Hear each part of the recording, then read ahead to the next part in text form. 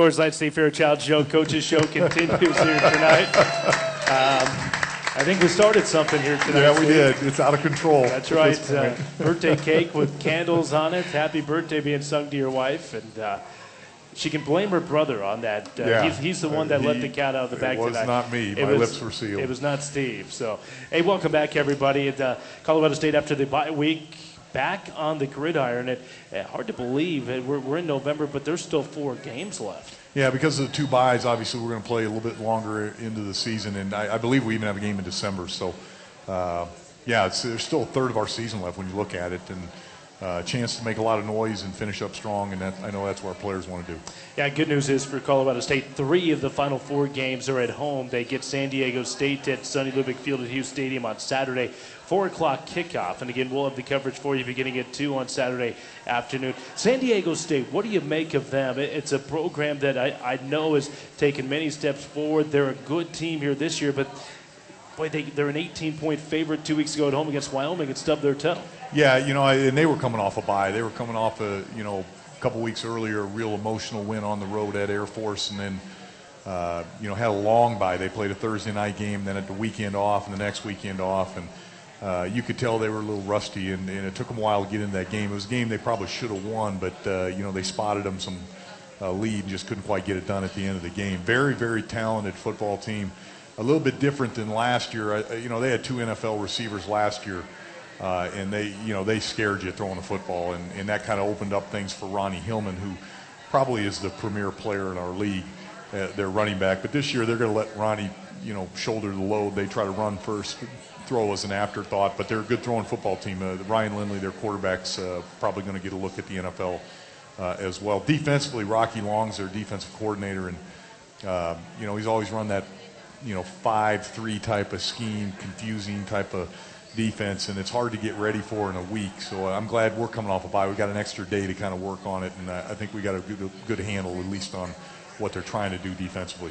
Yeah, Rocky's a pretty good football coach, isn't he? He really is. And that type of defense, what they want to do is create negative plays. They want you, because the looks are so out of the ordinary. They want you to play a little tentative and maybe get a guy free on a stunt, and you may get some yards, but all of a sudden they're sacking your quarterback or getting a turnover. They're really good at turning the football over, and that'll be a key for us offensively, just not turning the ball over and not limiting the negative plays. Yeah, you talked about the negative plays, and a negative play is a sack. Giving up a sack, and you gave up 7 against UTEP, and I think 4 more against UNLV. Yeah, and when that happens, you get behind the down and distance thing, and no matter how you cut it, you're looking at 3rd and long, 3rd and medium, and all the time, and those are things it's just hard to overcome. So. Like I said, we talked about it as a football team earlier in the week. We talked about it after practice today. We cannot take a bunch of negative yardage plays this game. It just that's not a key, or that's not a recipe for winning. All right, we'll have more to come here from the Beach House Grill. When we come back, we'll be joined by Crockett Gilmore, the fine tight end, and the leading receiver for CSU. That's next from Nelligan Sports and the Colorado State Sports Network. All right, back here at the Beach House Grill on a Wednesday evening. Coors Light Steve Fairchild, Coach's Show. Welcome back. It's the point of the program. We like to bring in a student athlete, and because he was so charming and so outstanding the first time, we're going to bring Crockett Gilmore back on the program. Leading receiver this year for Colorado State, the sophomore from Bushland, Texas. Back by popular demand. The fans heard you. They said, we want more Crockett Gilmore. That sounds good to me. How have things gone? We've progressed. Obviously, we had you on 3 or 4 weeks ago, but you're new at the position of tight end at the college level, but are you continually getting more and more comfortable out there? Absolutely. I mean, the coaches are doing a great job, coaching me up on anything I need to work on, and Coach Meyer, Coach Hill, they let me know, and it could be something simple from pad level, but absolutely offensive line, everything needs to be worked on. Yeah. Was the biggest adjustment blocking, though, for you? Oh, yeah, definitely. Because you can catch it. You caught it in high school, too. Yeah. It's coming in and blocking the defensive lineman, because when I was in high school, I was out wide on a corner, maybe a linebacker sometimes, but definitely coming in and blocking somebody made my own size. Yeah. Talk a little bit about this 4-game stretch where you've let a couple of games kind of get away from you. The San Jose State game, I know you guys look back and that probably still eats at you. The UNLV game probably the same way. Is this a team that looks at itself and says, we're better than 3-5? Absolutely. I mean, we got to come out this week with a little bit of edge because, you know, it's crunch time. You know, our goal every year is to make a bowl and, you know, get that postseason, but we got to do it in these, you know, 12 weeks. And, you know, we can kind of push that behind if we can win out. So we got a big one Saturday and we got to win. Can you put a finger on what might be missing in those close games down the stretch? Big plays on us. I mean, you know, they're there. We just got to take advantage of them. Yeah.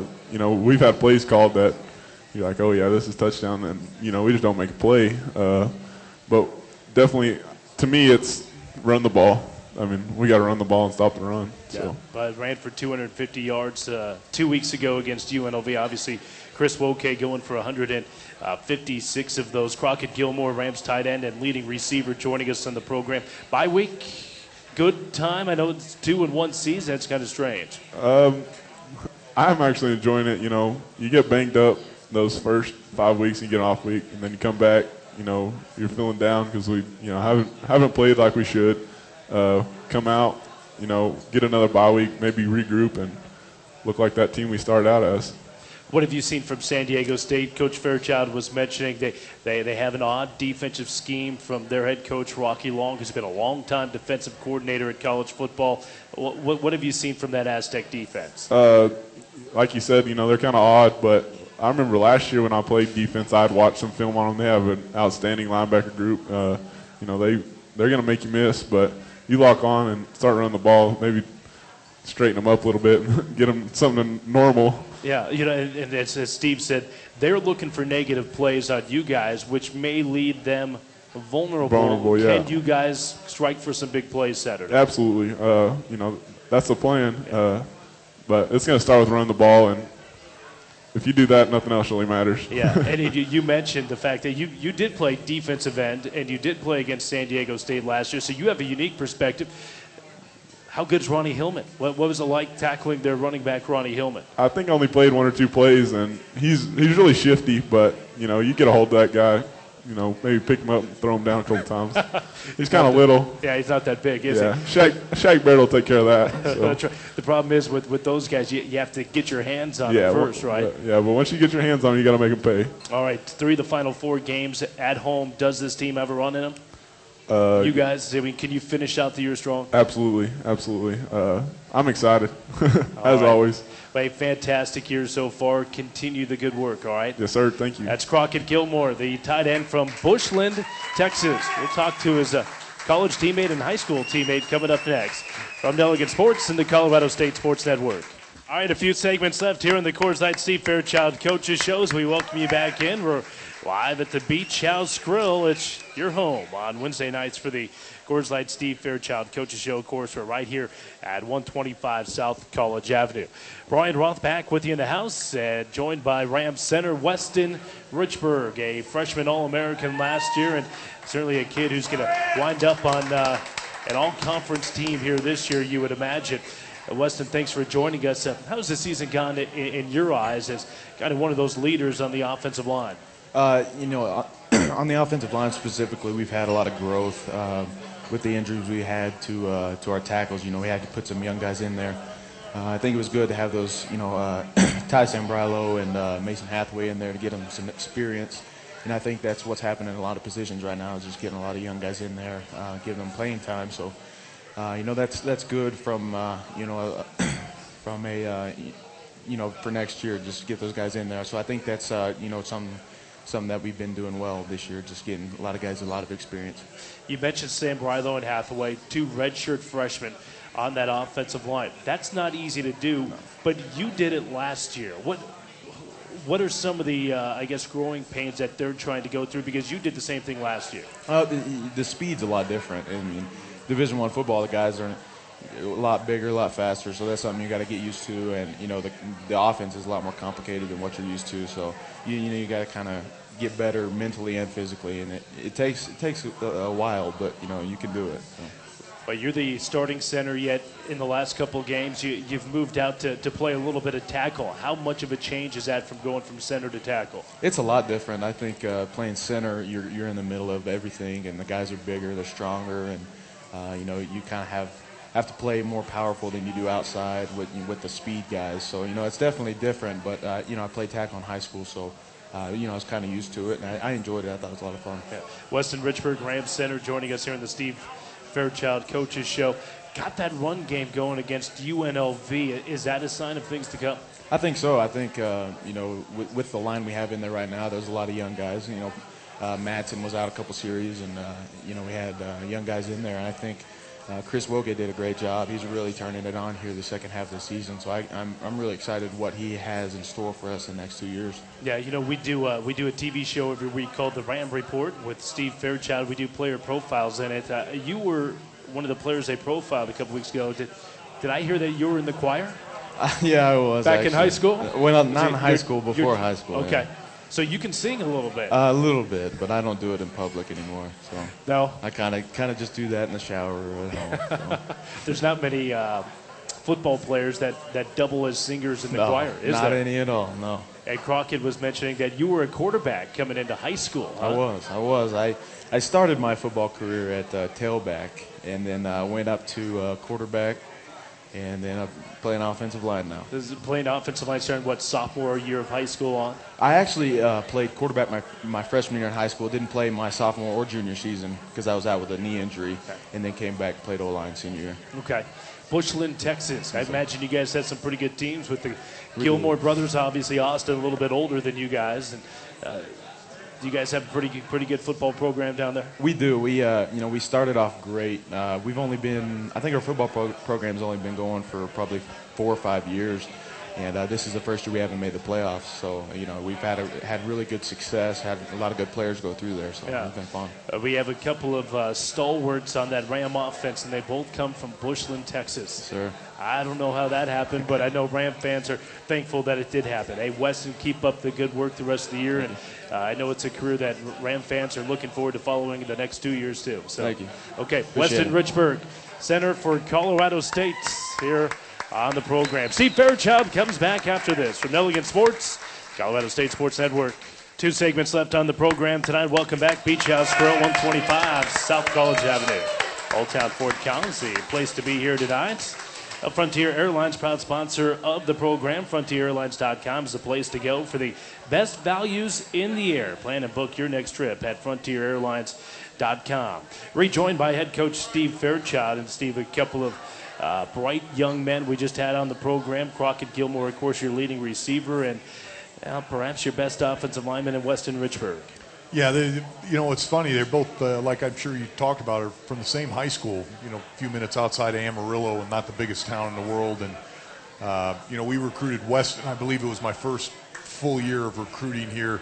We got some tape on him, and just the way he played the game is what sold us. He just played so hard and played football the way you're supposed to play it, and we were able to sign Weston, and then go back and see Crockett the next year. And Crockett actually came up to one of our summer camps, and we immediately offered him a scholarship, and he committed to us. So 2 tremendous players, in that sophomore class. I think both have a, very bright future at CSU and maybe even beyond that.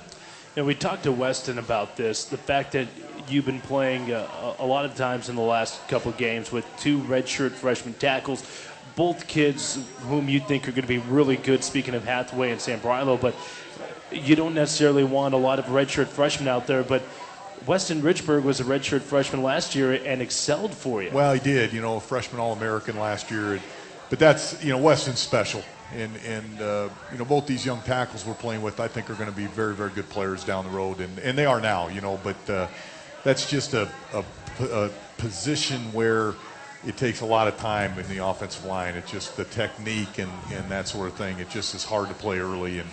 But we've got a bunch of good young ones, and I'm really excited. I know Pat Meyer does a good job with our offensive line. Yeah, and one more thing that Pat Meyer told me about Weston is he kind of has a mean streak, which is a good thing, right? Yeah, he does, and good for a fight every now and then in practice, which is, can make it spirited out there, which is good. But, yeah, he plays tough, and you want those guys that have that mentality that are going to get after it a little bit up front. Because I've always said this, the offensive line not only sets the tone for your offensive practice, but it really sets the tone, your offensive line, for your entire practice. Because if they're not going hard, then the defense kind of slacks off and the rest of the team kind of slacks off. So fortunately, we've got some guys up front that practice hard, and we've had some good practices this year.